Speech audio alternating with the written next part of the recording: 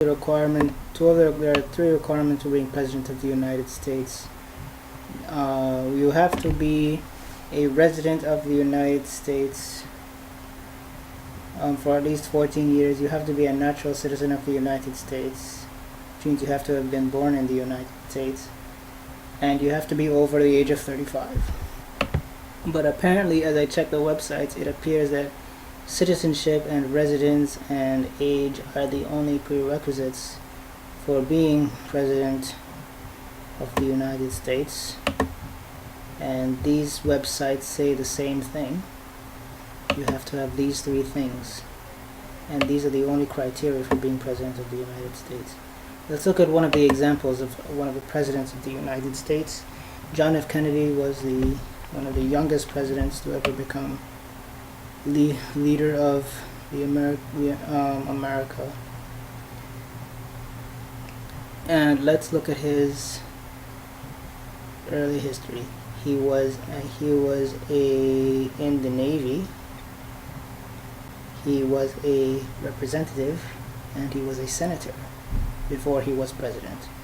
Let's look at some of the key decisions he made while he was president. Foreign policy, the Bay of Pigs invasion, the Cuban Missile Crisis, Latin America and communism, Israel, Iraq, Ireland, federal military death policy, the civil rights movement, with, of course,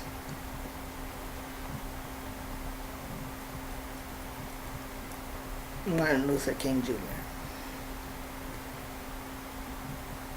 And the authorization for the moon landing in the 1960s. These are a sample of some of the decisions that the president had to make in his career.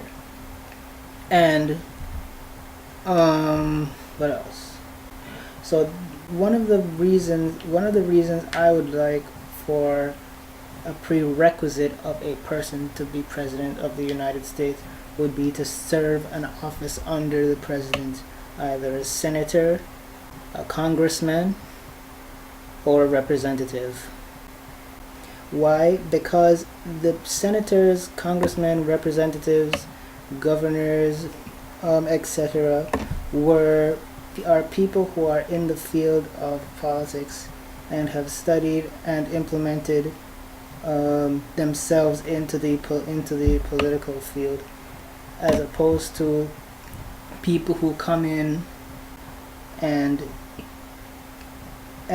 people who take over and start making laws without really having any experience in presiding over people with this professional knowledge. Why this is disruptive is because the people who have prior knowledge and have done previous work are being overshadowed by people who, by some other means, have been able to defy the authorizations for entering certain offices. It's important because these offices are very high level offices, and they extend to all other facets of life. These are the life and times of the previous president before he was president. This is his family and personal life, and he was a lawyer. He was a community organizer at Harvard Law School. He was a civil rights attorney. He was a U.S. Senator for Illinois.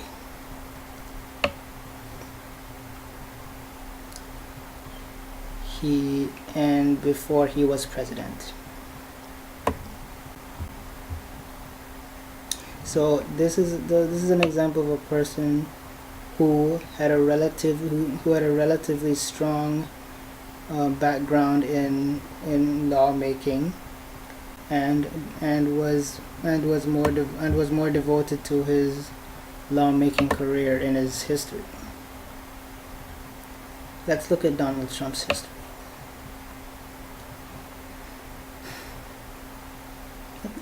Let's see. Well, he has an ancestry.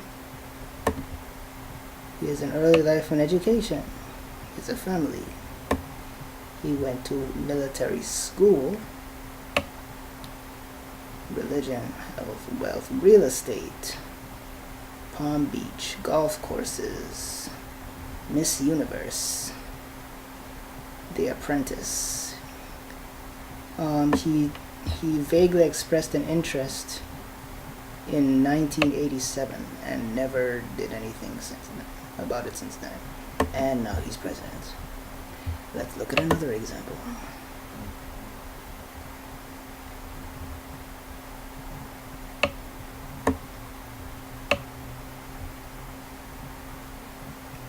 President Bill Clinton. He went to a high-level school. He went to law school. He was governor of Arkansas before he was president. So why is it important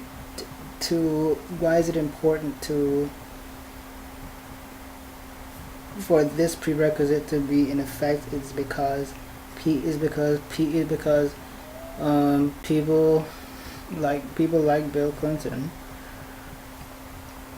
were devoted to life in politics and understood things about politics before he became president, as he was implemented in the field as a governor.